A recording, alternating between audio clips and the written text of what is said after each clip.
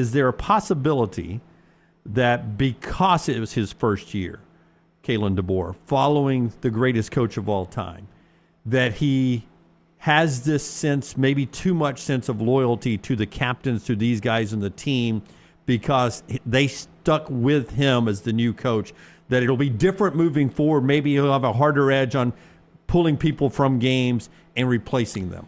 So we discussed this a couple months ago. I can't remember which game it was going into. And Little T sent the video out. And a lot of people in Tuscaloosa contacted us and like, y'all are wrong. That is not why Milroe is playing. There's no sense of loyalty. We were simply responding to a question we were asked in the chat room that day, the mybookie.ag chat room. And I think a lot of people in Tuscaloosa thought we were saying the only reason Milroe is playing is out of a sense of loyalty. No, we were responding to a question was asked.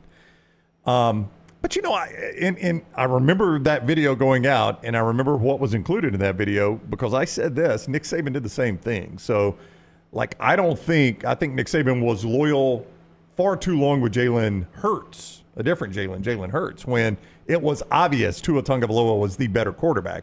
But Jalen Hurts had done a lot for your program, Lance, and he had brought you a long way.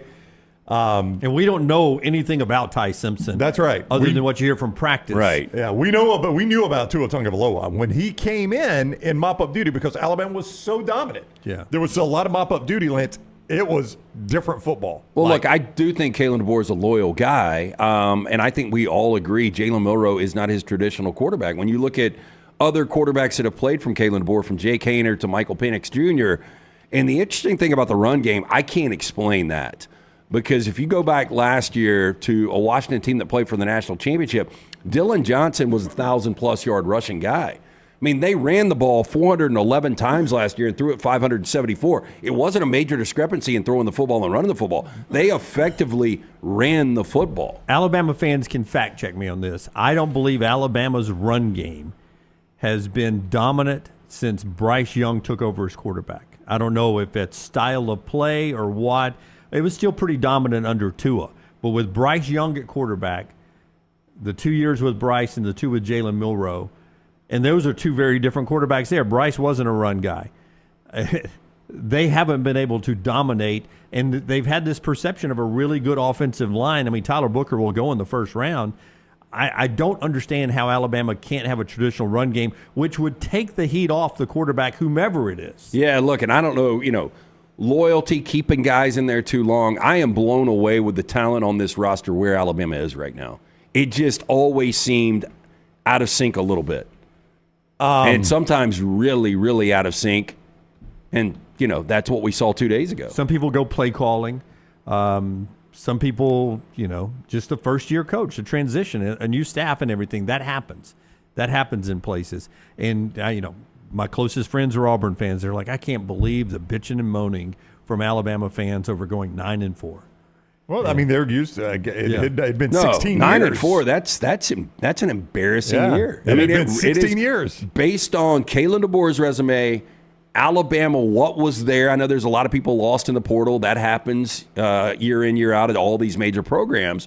But the talent that he had on that roster, and for them to go 9-4 is an embarrassment. Yeah, I think, Jim, 2015 was the last. I'm trying to confirm this, but I'm going to run out of time here. I think 2015 was the last year Alabama led the conference in rushing. Since then, that was the Derrick Henry Heisman year when he himself had 2,000 rush yards. That's right.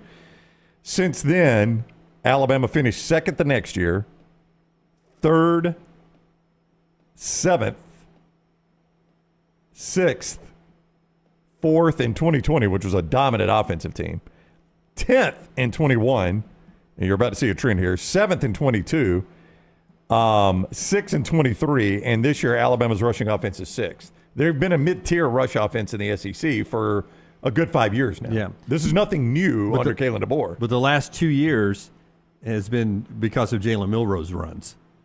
That has been their leading rusher the last 2 years, I believe. Is that what you're saying? Yeah. And that's not your traditional run game. So that is part of the problem to me that we don't talk enough about. It seems to be everybody focuses on Jalen Milroe for his 2 years in Tuscaloosa, SEC champion last year. But to me, having a run game also helps you at quarterback, a traditional run game. Well, Justice Haynes has left to go to Michigan because he wants to be part of a traditional run game. They got to get back to being able to run the football too. Well, and going back to a conversation we had a couple of days ago, this Alabama defense only gave up less than 17 points per game. Right at it against Michigan, 19 points. A lot of that was short field first quarter where it was 16-0 before you could blink. This defense has played good enough to still be playing meaningful football now. That's the crazy thing. Like, the Alabama's defense, I thought was pretty lights out. Yeah. I mean, other than the Vandy game. No. I mean, it's against Michigan. Yeah. Other than the Vandy. They had some other moments, but the Vandy game was the worst. But against Michigan, Lance, the entire first quarter was played in Alabama territory. I mean, Alabama kept giving Michigan the ball in scoring position, and Alabama. And I don't know what you guys felt when it was 16-10 half. I was like, and looking at the number, Alabama was 11.5-point favorite in the second half at mybookie.ag. I was like, damn, they're going to give this a run. I don't think they're going to be able to cover because they're so behind the 8 ball, but they're going to give it a run. Yeah, they were going to win the game. Yeah, wins. There was no doubt they were winning the game. And then the offense just completely back in a shell. Yeah. And then to get bogged down in the red zone there at the end, you've done all that bad, and you get the ball with a chance to win, and you drive down, and everything is in your favor at that point. First down at the 15, and it seemed like the next 4 plays were into the end zone. First down at the 15, the clock now is 100% in your favor. Like, if you get another first down, Michigan's going to have to start using timeouts. You've got the clock in your favor now. You've got field position in your favor. You've got the game. You're controlling the end of the game, and they just completely bog down inside the 20. Nothing, I mean, you got plenty of time at that point, a little over a minute, and all your timeouts. Minute's no issue. I mean, time's no issue there. So, I mean, you could have done a quarterback draw. Anything you want. Yep. Yeah, a little dump off to a back out of the backfield, something underneath to a tight end, but it seemed like everything was touchdown or not. It's a frustrating year. And that'll be the thing on Kalen DeBoer is, do you have the same staff you've got? I mean, it was not his original plan to have Sheridan calling plays. I'm not saying he's going to fire Sheridan, but I'm going to say that was not plan A on day one. Yeah, he wanted him on his coaching staff. He was not supposed to be offensive coordinator. Yeah, Grubb was going to be offensive coordinator until Grubb decided to go back to Seattle, which I don't know where that stands right now. Don't be surprised. Like, Seattle's playing this weekend in L.A., but their season is obviously over. I wouldn't be surprised if there's some conversations. Yeah, I mean, now that would be, I think, Alabama fans, whether it's Sheridan's fault or not. I'm not saying this is all Sheridan's fault. I would imagine the mybookie.ag chat room in front of you, a lot of people point to Sheridan's play calling. Yeah, I mean, they're not pleased with it, no. But again, that might not be all his fault. Sometimes you're hamstrung at play calling by personnel, right? I am saying, and boy, you saw some frustration out of Ryan Williams for a young guy. Oh, Jeremy Bernard, the whole game. Bernard he probably had 3 touchdowns. The whole game. The bowl game, the whole game. Every time they would show a replay, Bernard is wide open. Oh, and Brock Osweiler every time is like, I don't understand what Jalen Milroe is looking at here. Look at Bernard here. He's going across, and if you just look at him, he's wide open. Yeah. It's an easy throw. And say what you want about Will Howard. Beautiful throws yesterday. Jalen Milroe should be a better quarterback right now than Will Howard. I agree. And he's not. He's not. But what I was going to say is, even if it's not all Sheridan's fault, if you told Alabama fans, Ryan Grubb plus new quarterback, I think Alabama fans would flush a lot of what happened this year and be excited about next year based on that. Yeah, but I was talking to an LSU fan yesterday, and he's like, if we don't get to the college football playoff next year, Brian Kelly's done. And I was like, I don't really have a problem with that. That's 4 years. I think he should be. I think he should be. I agree. And I think Kalen is going to have some serious issues if he doesn't get to a college football playoff next year.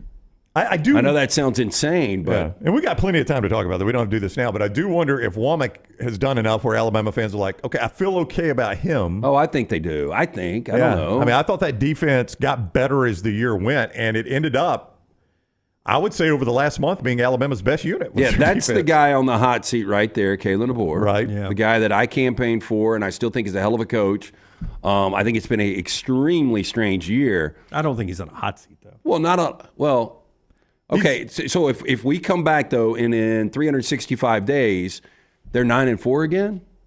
Then he's on the hot seat. Yeah, for the next year. For the upcoming year. Yeah. No, he can't. There's nothing that he can do to get. I would not think so. And I would also say financially, the hot seat, the fans' hot seats, and the reality of hot seats in athletic departments change on July the 1st.